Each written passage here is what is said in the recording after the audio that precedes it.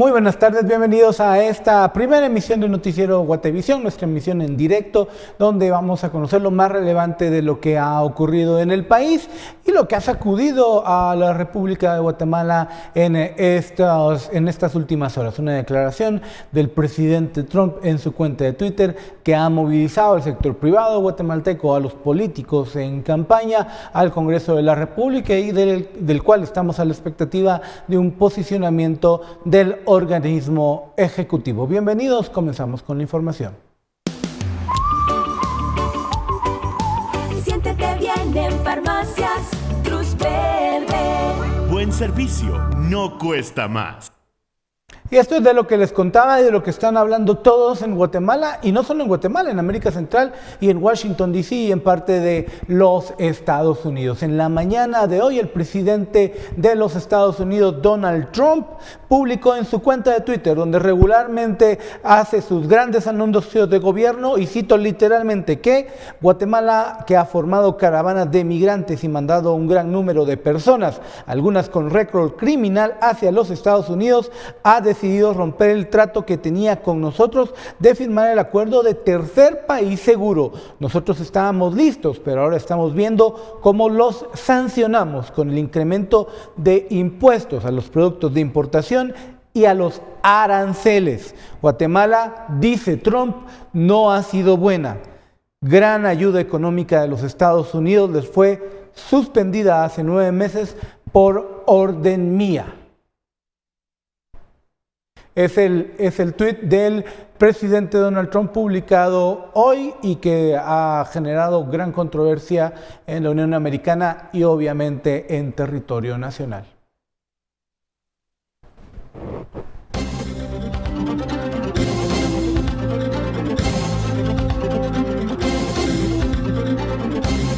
Y con las palabras del presidente norteamericano en una gran polémica en la que pues ya sabíamos que había una negociación de tercer país seguro, la expectativa está en este momento en el Palacio Nacional de la Cultura, donde está nuestra compañera Andrea Orozco. Andrea, muy buenas tardes, cuéntanos qué es lo que se sabe hasta este momento. Entiendo que hay una espera para ver si va a haber algún posicionamiento del gobierno de la República.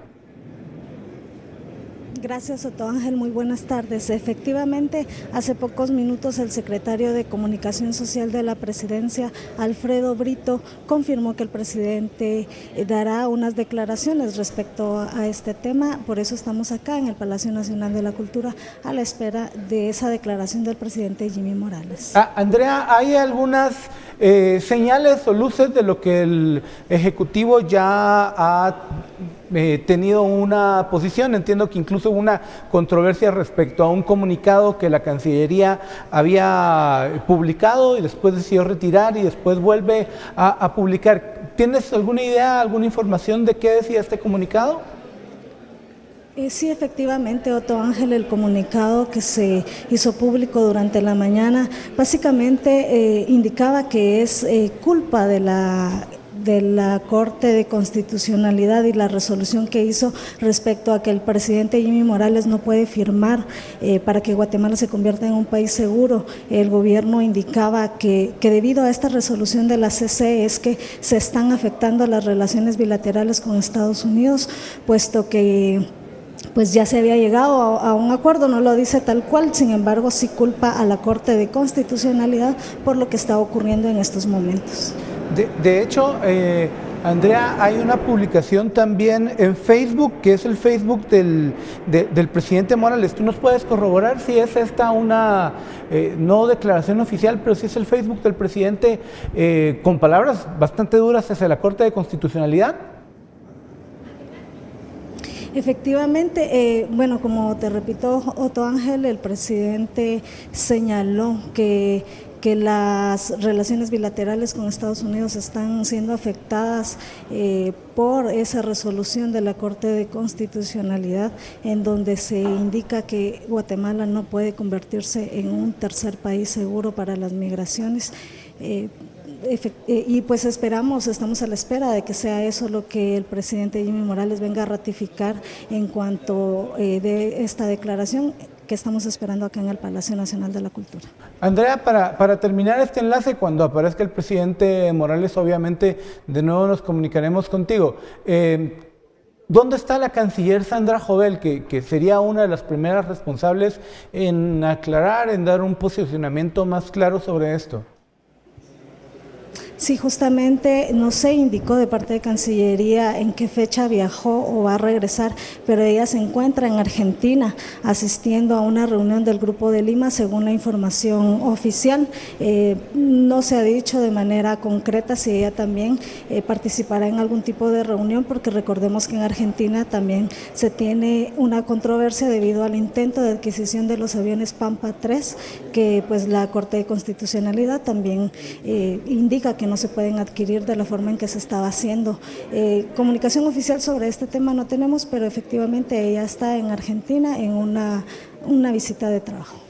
Bien, Andrea, solo para terminar, muchas gracias por la información. Cito las declaraciones del presidente que nos contaba Andrea en Facebook. Dice: señores magistrados de la CC, y con esto termina, no sigan violando la Constitución de la República, no sigan entrometiéndose en la política exterior del país, no sigan cediendo sus facultades a actores que buscan desestabilizar nuestro país, no sigan actuando como activistas políticos y no sigan traicionando a nuestra amada Guatemala. Así plantea el presidente Morales la responsabilidad sobre estas declaraciones que ha dado Donald Trump, y hace referencia a varios exdiplomáticos guatemaltecos como Francisco Villagrán de León, quiero decir, el hijo del ex vicepresidente Villagrán Kramer, Edgar Gutiérrez, ex canciller, Gabriel Orellana, también ex canciller, y Alfonso Cabrera, así como contra Manfredo Marroquín, ex candidato de Encuentro por Guatemala, y el procurador de Derechos Humanos Jordán Rodas. Vamos ahora a escuchar al presidente de CACIF, del Comité Coordinador de Asociaciones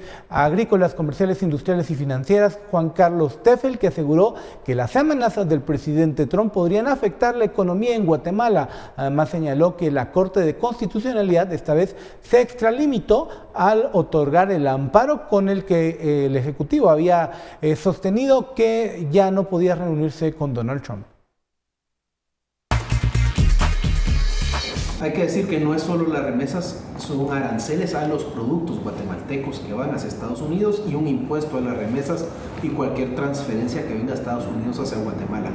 Vemos con alta preocupación, son más de 4.000 millones de dólares que se exportan de Guatemala hacia Estados Unidos, más de 1 millón de personas dependen de esas exportaciones a Estados Unidos, 1 millón de empleos y las millones de personas que dependen de las remesas.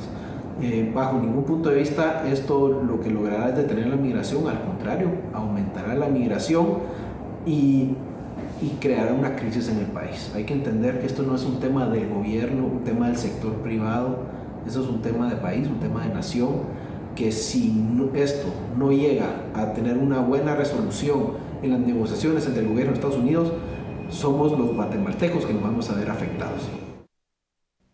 Y para tratar de entender cuáles son las dimensiones de los dos tweets que ha lanzado el presidente Donald Trump respecto a Guatemala y el tema de las remesas y el comercio exterior y cuáles van a ser los efectos para el país, hemos contactado a nuestro editor de economía para las plataformas de Prensa Libre y Guatevisión, Juan Manuel Fernández. Juanma, muy buenas tardes. De lo que sabemos hasta este momento, creo que primero la gente debe dimensionar hasta de cuánto dinero estamos hablando en el tema de remesas, que es uno de los principales ingresos económicos del país.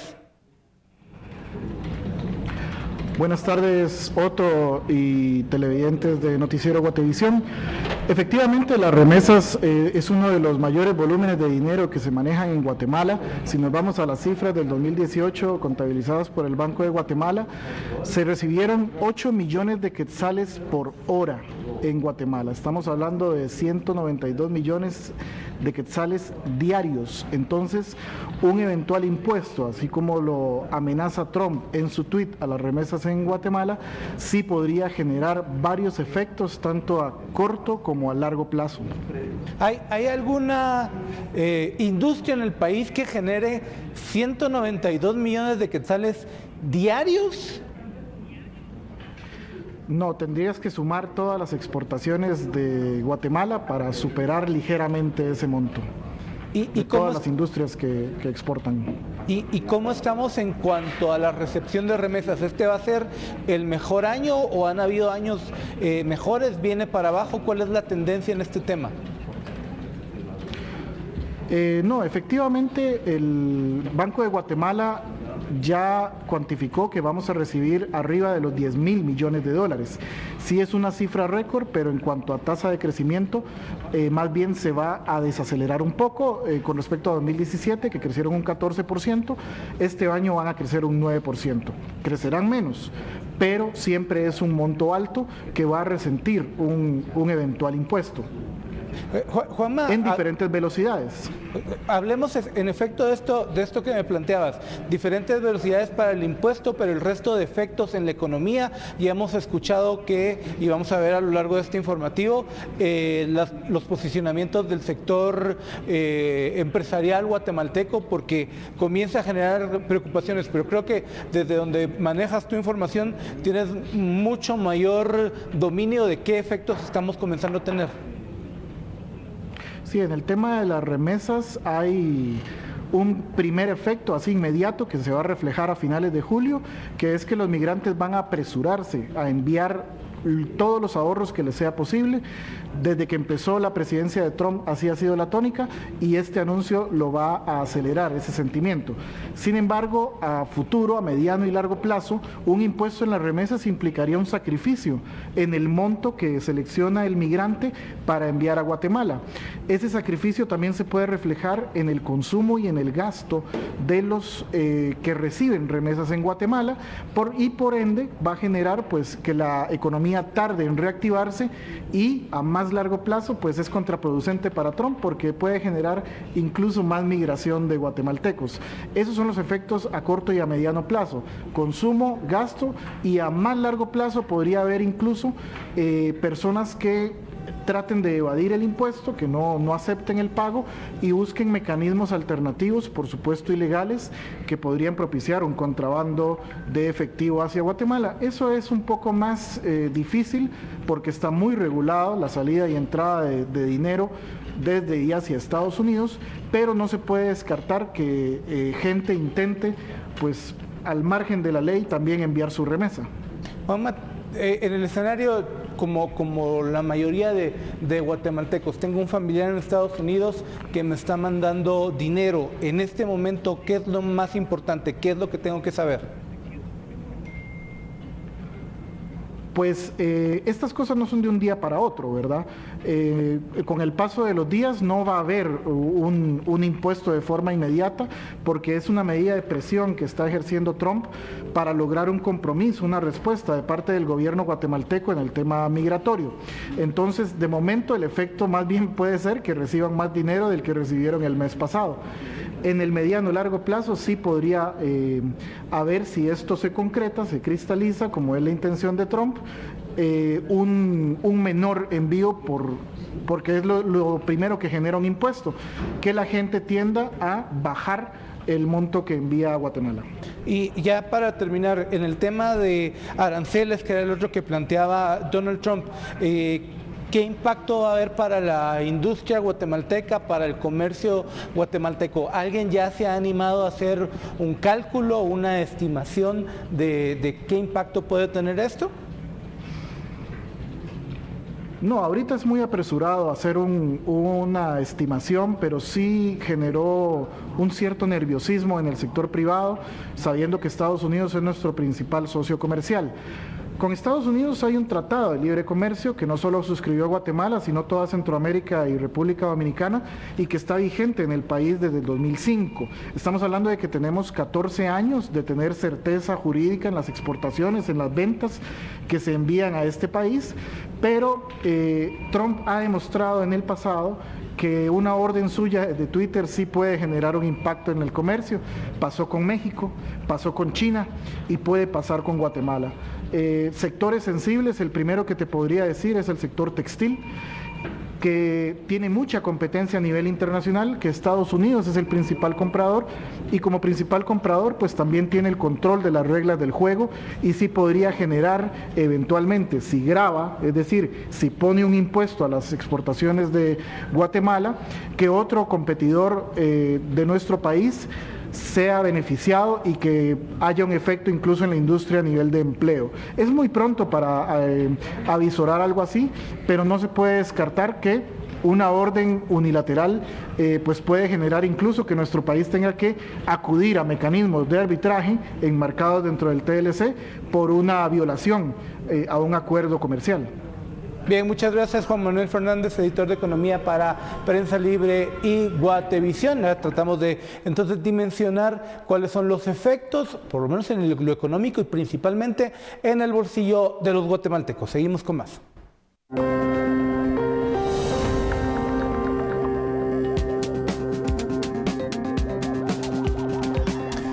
Vamos a una pausa, pero cuando regresemos ya hay algunas expresiones de repudio ante el posicionamiento del presidente Trump en el Congreso de la República.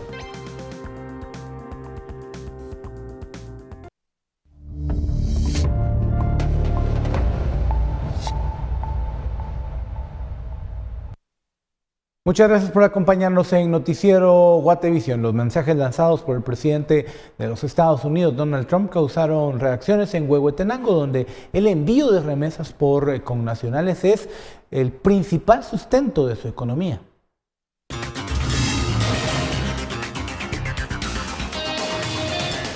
Si se concretan las amenazas del presidente Donald Trump, pues básicamente se está recibiendo menos dinero del que están enviando y por otro lado pues se está denigrando más a las personas que con su esfuerzo hacen grande el país de Estados Unidos, ¿verdad? Entonces también hay que tomar en cuenta que el gobierno de Guatemala hace casi nada por... Digamos que nos va a hacer falta ese dinero, que ya no va a alcanzar para comprar las cosas que se han comprado, digamos.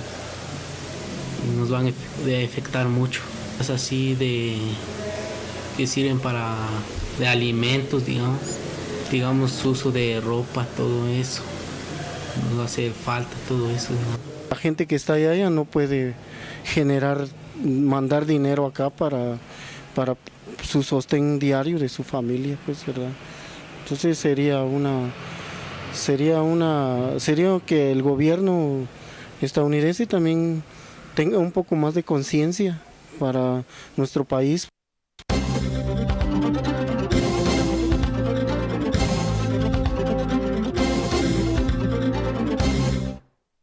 Y además de lo que comienza ya a hablarse en las calles, en los departamentos que van a ser los primeros afectados, si se concreta esta amenaza del presidente Trump en el Congreso, en el eje de poder del país, ya hay algunos diputados que se han expresado. Está con nosotros Andrea Domingos para contarnos un poco cuáles han sido las reacciones, la visión del organismo legislativo sobre estos anuncios y la negociación que el gobierno ha tenido con Donald Trump. Gracias, Otto. Y es que han sido diversas las posturas acá en el legislativo, empezando principalmente por una declaración que daba el diputado Estuardo Galdames. Recordemos que él ha sido un arduo crítico de las acciones emitidas por la Corte de Constitucionalidad y esta vez en sus declaraciones señala que los responsables de que exista este aumento serían los propios magistrados de la Alta Corte. Escuchemos sus declaraciones. Nosotros los guatemaltecos votamos por el presidente Jimmy Morales y cuando nosotros le confiamos el voto al presidente Jimmy Morales también le confiamos pues la conducción de la política exterior, por lo tanto le corresponde solo a él. En ese sentido, poco o nada tiene que hacer la Corte de Constitucionalidad al estar creando resoluciones antijurídicas que no les corresponden.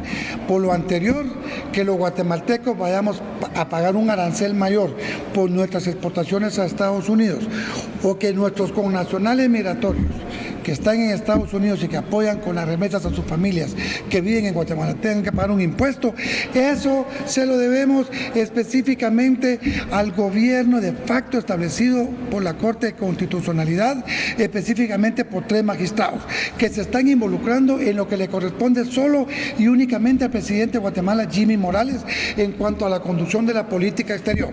No le corresponde a la Corte de Constitucionalidad estar emitiendo resoluciones de amparo en contra de lo que le corresponde solo y únicamente al presidente de Guatemala. Así es que es a la Corte de Constitucionalidad que yo hago responsable por las actuaciones del gobierno de Estados Unidos en contra de Guatemala, producto de ese famoso convenio que yo nunca supe que se firmó ni tampoco que se conviniera.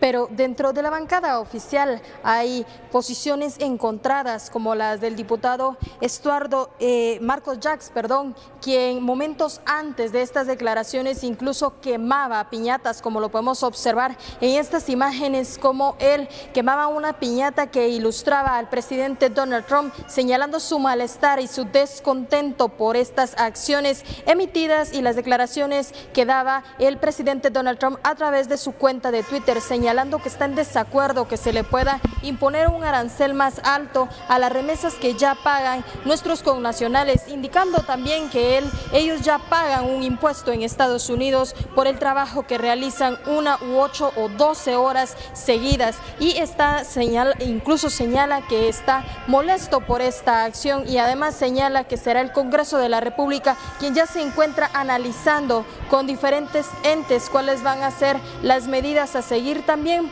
por la posible implementación del tercer país seguro. Escuchamos sus declaraciones. Nosotros como Congreso de la República vamos a dar una recomendación de qué es lo que se debe de hacer, si se apoya el tema del país seguro, ¿verdad?, o no se apoya. Esto fue una mesa técnica que tuvimos la semana pasada, y como miembro de la comisión, yo en lo personal estoy en desacuerdo.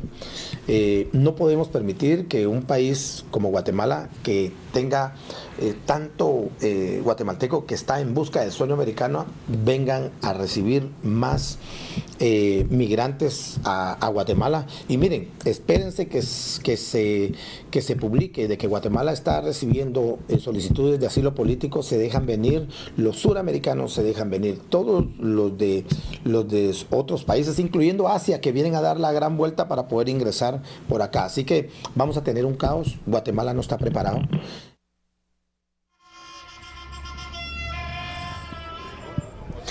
Ahora vamos a empezar a ver en pantalla la reacción que tuvo el diputado Jax al empezar a quemar esta piñata, un diputado que pertenece a la bancada oficial FCN Nación, pero que está en desacuerdo con las acciones que está tomando el presidente estadounidense y con las amenazas que ha vertido. En las imágenes podemos observar cómo le prende fuego a una piñata que representa al mandatario estadounidense en rechazo a las acciones que estaría tomando en contra de los migrantes connacionales. Además, ya ha indicado también que están analizando cuáles podrían ser las medidas a tomar de contención por parte del gobierno guatemalteco, recordando que hay un tratado de libre comercio incluso que se firmó con el país estadounidense, y que también podrían estarse tomando ciertas medidas legales para poder impedir que se estuviese dando esto en el futuro, mientras que otros diputados consultados también señalan que esta acción por parte del gobierno estadounidense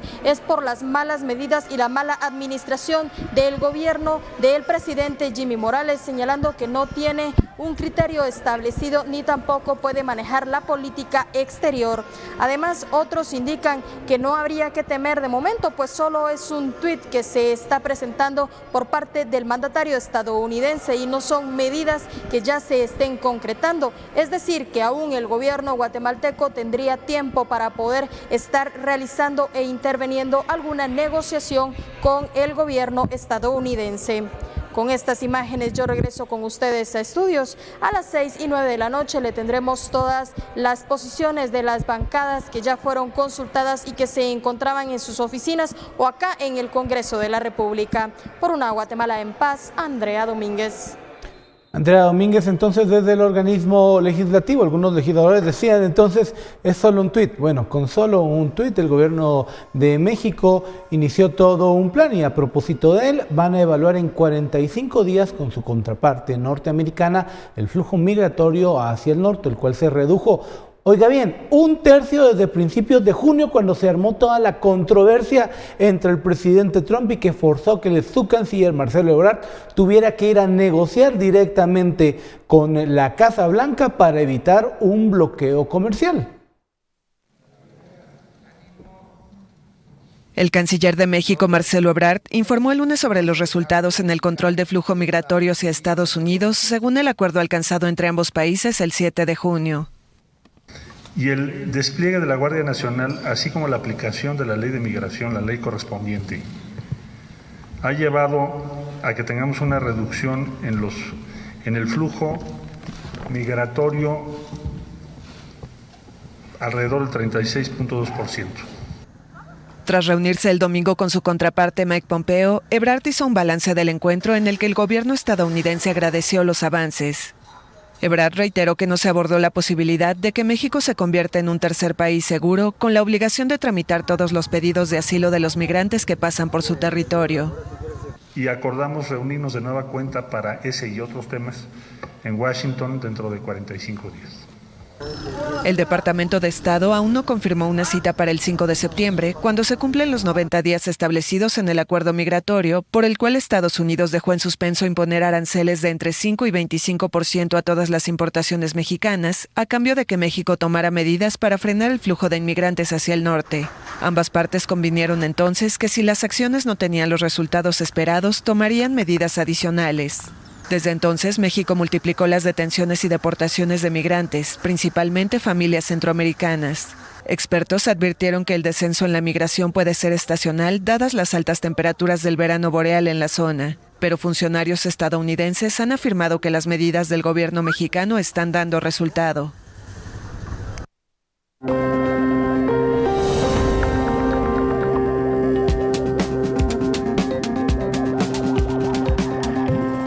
$4,000 delitos sexuales contra menores de edad, es lo que registra el INACIF en lo que va de este año. Muchos más detalles cuando regresemos.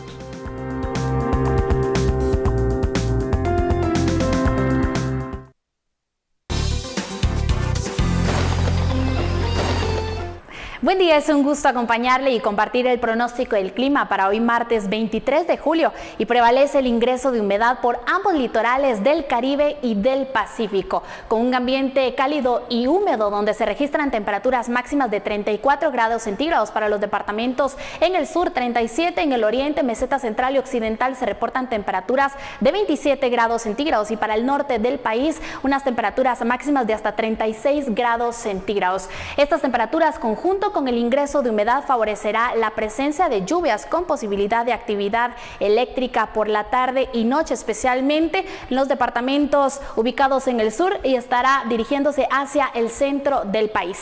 Además se reporta el paso de dos ondas del este que atravesará el país, por lo que existirá la posibilidad de incremento de lluvias. Cabe resaltar que las autoridades dieron a conocer una alerta para los departamentos del sur, de la costa y del occidente por las fuertes lluvias, donde se pueden generar inundaciones, deslizamientos y crecida de ríos, por lo que se le recomienda que atienda las indicaciones de las autoridades. Vamos ahora a conocer las condiciones de clima en el país y se reportan fuertes lluvias acompañadas de actividad eléctrica para el sur, el occidente, la zona de la cadena volcánica, y para la meseta central y el occidente se prevén lloviznas o lluvias dispersas al finalizar esta tarde. Las mismas condiciones prevalecen para el oriente, para el departamento de Petén, las Verapaces y el Caribe. Pocas nubes, pero con posibilidad de lluvias. Las lluvias pues continuarán para los siguientes días en la capital, con temperaturas máximas registrándose entre los 24 a los 26 grados centígrados. La salida del sol esperamos el día de mañana a las 5:43 de la mañana y se ocultará a las 6:34 de la tarde. Es un gusto compartir con ustedes el informe del clima. Agradecemos su sintonía, pero no se vaya, que continuamos con más de Noticiero Guatevisión.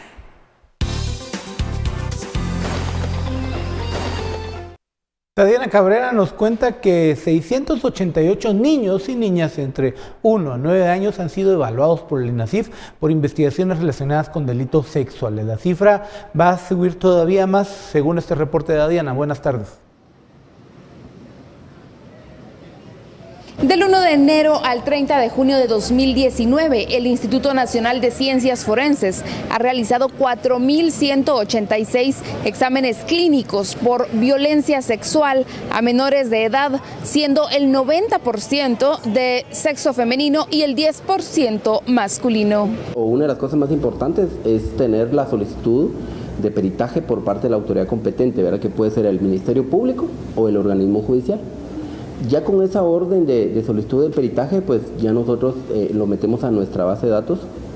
Y otro punto bien importante es tener el consentimiento informado de algún mayor de edad que acompañe a este menor víctima, ¿verdad? Y pues idealmente papá, mamá, algún abuelito o alguien que tenga la custodia del menor. Firman el consentimiento informado y ya posteriormente se inicia con el procedimiento médico forense como tal, en el cual consiste en una evaluación bastante completa del estado en general del menor, ¿verdad? Nosotros nos tenemos que enfocar, cuando no tenemos ningún tipo de elección externa, pues a los órganos genitales cuando la historia proporcionada, ya sea por la víctima o por el familiar, así lo sugiera, ¿verdad? Entonces se hace una evaluación completa del menor y ya posteriormente uno se enfoca en el área genital cuando es pertinente, ¿verdad? En el caso de las niñas, pues evaluar los genitales externos, ¿verdad?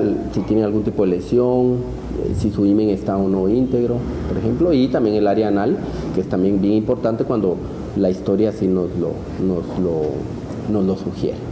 Guatemala, Escuintla y Alta Verapaz son los 3 departamentos en donde mayor número de evaluaciones ha realizado el INASIF a menores de edad por denuncias de violencia sexual durante el primer semestre de 2019. Por una Guatemala en paz, Dadiana Cabrera y Eric Ávila. Gracias a Dadiana Cabrera. Vamos ahora con Esli Melgarejo, que nos cuenta que hay mucha preocupación en los altos índices de embarazos de adolescentes, lo cual es más evidente en departamentos como Petén, Huehuetenango y Alta Verapaz. Buenas tardes, Esli Melgarejo, te escuchamos. En comparación con el año 2018, ha aumentado en un 10% los embarazos en adolescentes. Esto lo dio a conocer el Ministerio de Salud. Vemos departamentos como Jalapa, Huehuetenango, Petén, Alta Verapaz, San Marcos, que para este 2019 liderean los primeros lugares de esta naturaleza. Pero hay muchos datos que se nos escapan a nivel del CICSA.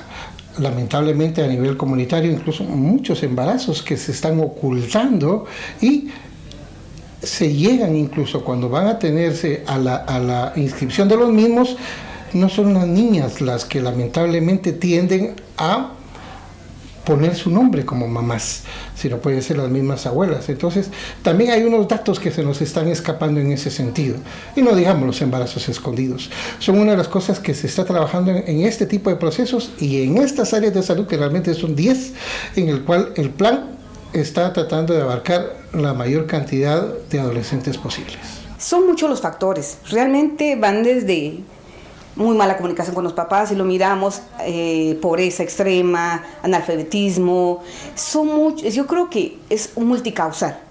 Encontrar una causa específica sería muy difícil decir, incluso también es multicausal, ¿cómo se llama? La adolescente o el adolescente tiene mucha inexperiencia sobre la experimentación de sus órganos sexuales, no sabe qué es lo que está pasando en el interior de su cuerpo. Tenemos una carta acuerdo, se llama Carta Acuerdo Prevenir con Educación, que en el 2019 fue renovada con un convenio, y donde tenemos claramente la meta que le corresponde al Ministerio de Educación y la que nos corresponde a nosotros. A Educación lo que le corresponde es el número de niños, niñas, maestros y establecimientos donde se da la educación en sexualidad. Un alto índice de estos casos no son denunciados como violencia sexual por el temor de alguna represalia por parte del agresor. Por una Guatemala en paz, Esli Melgarejo. Vamos ahora a la torre de tribunales donde Suseli Contreras nos cuenta del caso Cooptación del Estado, donde el expresidente Otto Pérez Molina ha presentado algunos memoriales para poder salir libre y mantenerse en el proceso. Suseli, muy buenas tardes. Así es, Otto Ángel, buenas tardes. En la audiencia de medida sustitutiva ante el juez Miguel Ángel Gálvez, el expresidente de la República, Otto Pérez Molina, le dio lectura a las conclusiones del informe médico practicado el pasado 3 de marzo del año 2017, en donde destaca que su enfermedad o el padecimiento de su corazón es crónico e irreversible y que en cualquier momento podría tener una muerte súbita. ¿Es capaz o no de controlar esa alteración del ritmo? Y más importante es tener el seguimiento del especialista, lo vuelven a decir, pero dice, además debe tener la disponibilidad de un centro de asistencia hospitalaria de tercer nivel, porque esa patología es considerada de estricta emergencia para poder preservar muerte súbita a quienes lo padecen. Entonces, aquí está, 13 de marzo del 2017, es un informe del MINASIF que nos está diciendo que si es crónica, que es irreversible, que se puede presentar en cualquier momento, que hay que tener una prevención, pero que la prevención no asegura de que pueda salvar la vida. Entonces, yo de verdad, señor juez, quería... fíjense que hay otro todavía del 18 de diciembre del 2017, que fue a finales del año del 2017, que aquí les quiero leer una de las conclusiones. Vuelven a reiterar que lo que tengo es una miocardiopatía cerebral asimétrica de origen congénito e irreversible. 9 meses después, otra evaluación señala que los riesgos continúan en aumento. Estaremos a la espera de la resolución que dicte el juez Miguel Ángel Gálvez, en donde debe decidir si le da o no arresto domiciliar al expresidente Otto Pérez Molina. Esta es la información por Una Guatemala en Paz, Suseli Contreras y Noé Medina.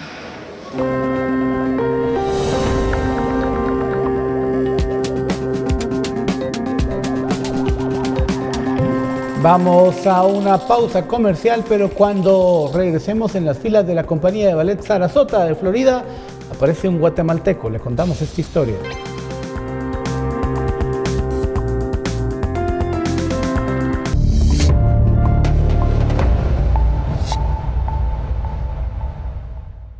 Gracias por seguir con Noticiero Guatevisión. La muerte de un adolescente de 14 años ocurrido el domingo último en el área no delimitada entre Ixiguán y Tajumulco en el departamento de San Marcos ha puesto en alerta a las autoridades y ahora hacen esfuerzos para evitar que se reactiven los enfrentamientos que cesaron en el 2017 con un estado de sitio.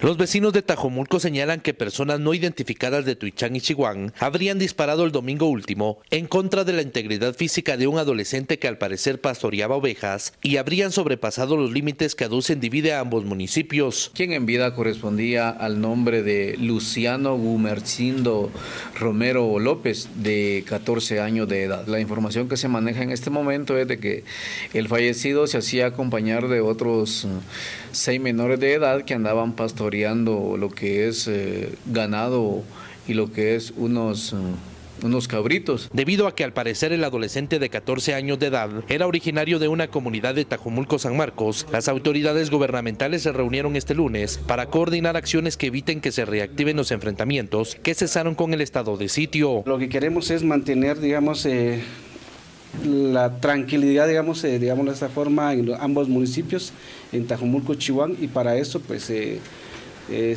hizo la convocatoria. Hoy iniciamos con la primera mesa, donde tuvimos la presencia de la Municipalidad de Tajumulco. El día miércoles se va a tener otra mesa de diálogo, donde vamos a tener la participación de la Municipalidad de Ixiguán, y el jueves donde vamos a tener una mesa más de diálogo, donde vamos a tener la participación de la Municipalidad de Ixiguán, la Municipalidad de Tajumulco y las instituciones que participamos dentro de esta mesa departamental de conflictividad. Por Una Guatemala en Paz, Whitmer Barrera.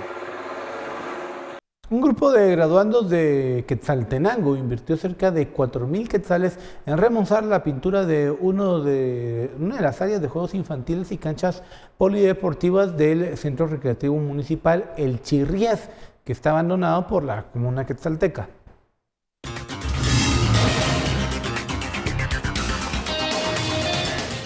La iniciativa de los estudiantes surgió al enterarse de que las instalaciones del centro recreativo están en desuso por falta de mantenimiento municipal. Pues un gusto para nosotros el poder entregar este lugar, ¿verdad?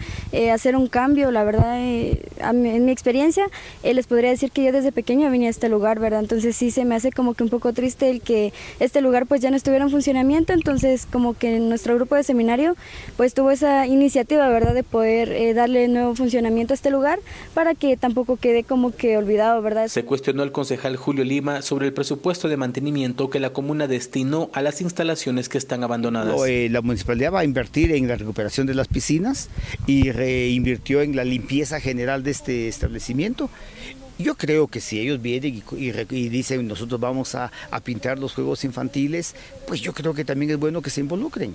Este lunes, la comuna quetzalteca informó que adjudicó a una empresa la rehabilitación del centro recreativo El Chirriés. 4 empresas participaron en la licitación en Guatecompras. Realmente me toma por sorpresa, no sé el uso, pero se va a remodelar, son más o menos como 200,000 quetzales. La verdad, sí es como que un poco difícil, ¿verdad? Que uno tenga que venir a hacer este tipo de actividad, pero tal vez los de la municipalidad tienen sus razones, ¿verdad? No invertir en este lugar, pero nosotros como población que tenemos la oportunidad y sí que de hacer un cambio, pues tampoco nos vamos a quedar con los brazos cruzados, ¿verdad?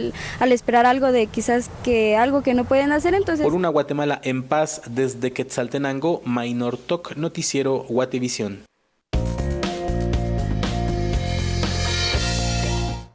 El centro de Portugal enfrentaba el lunes severos incendios forestales que iniciaron el fin de semana. Las autoridades declararon alerta elevada en 7 regiones y pidieron que España les ayudara enviando lanzadores de agua para luchar contra las llamas que se avivaron a causa de los vientos.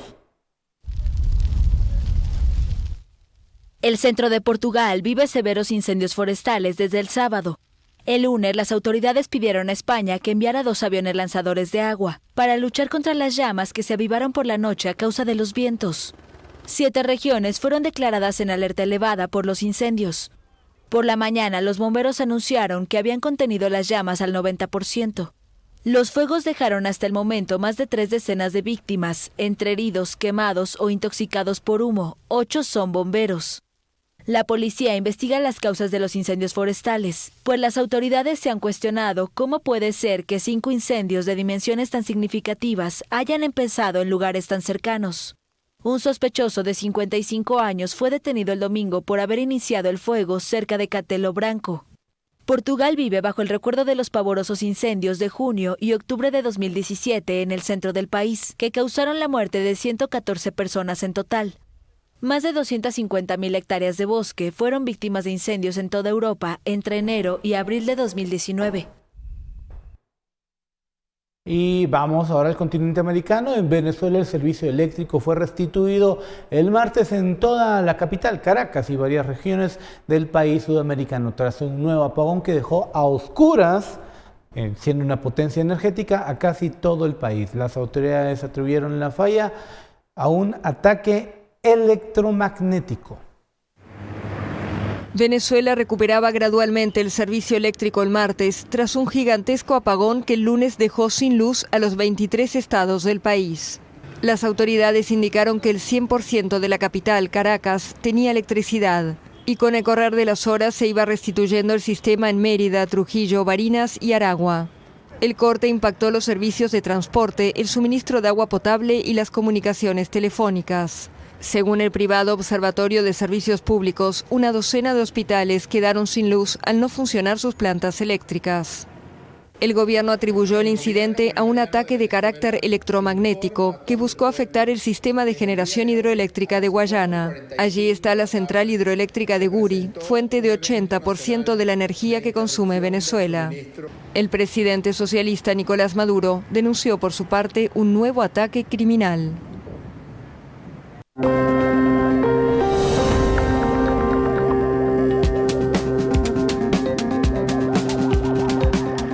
A 5 días de arrancar la temporada, los rojos del Municipal despiden a su entrenador. ¿Por qué?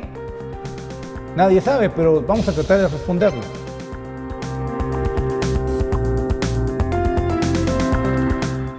En las filas de la compañía de ballet de Sarasota, en Florida, figura Lenin Valladares, un joven guatemalteco que comenzó en la danza como un pasatiempo extra ola hasta que esta actividad se convirtió en su gran pasión.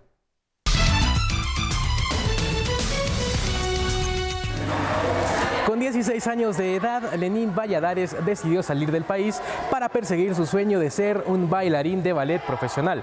Ahora cuenta con 23 años y es uno de los integrantes de la compañía de ballet de Sarasota en Miami, Florida.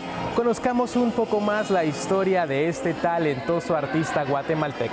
Mi nombre es Lenin Valladares y actualmente soy bailarín con Sarasota Ballet de Florida, una compañía profesional de ballet.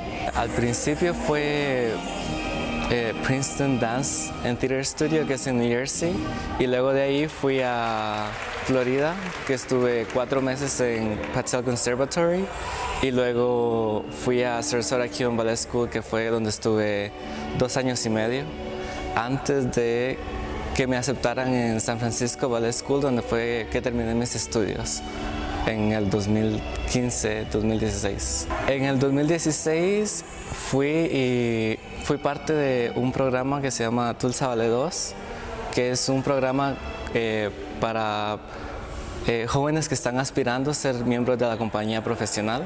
Estuve ahí por 1 año, luego fui a Atlanta, que es como el mismo programa, pero en Atlanta Ballet, que es la compañía allí. Y el año pasado pues fui aceptada en Sarasota Ballet como cuerpo de baile ya en la compañía profesional. Me han dado muchas oportunidades para poder bailar, me han dado muchos roles de solista, he podido bailar con un repertorio que nunca en mi vida pensé bailar, la verdad.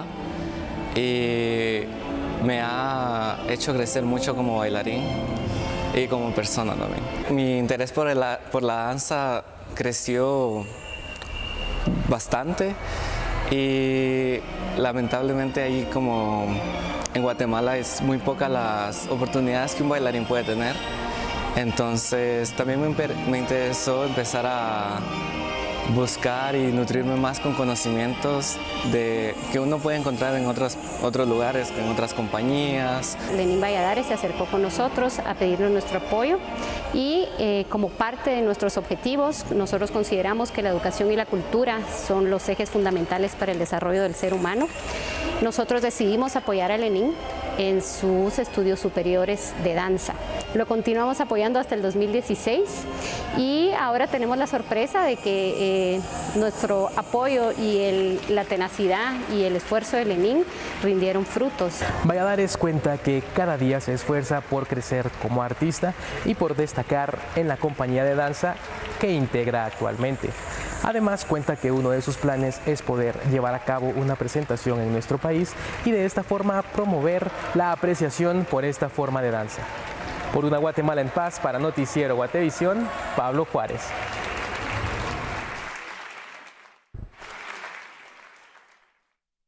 Bien, muchísimas gracias por acompañarnos. A las 6 y 9 de la noche, William Poroji y María Luisa Gómez, respectivamente, le esperan. Hay mucha información que cortar. Está toda esta controversia de Donald Trump.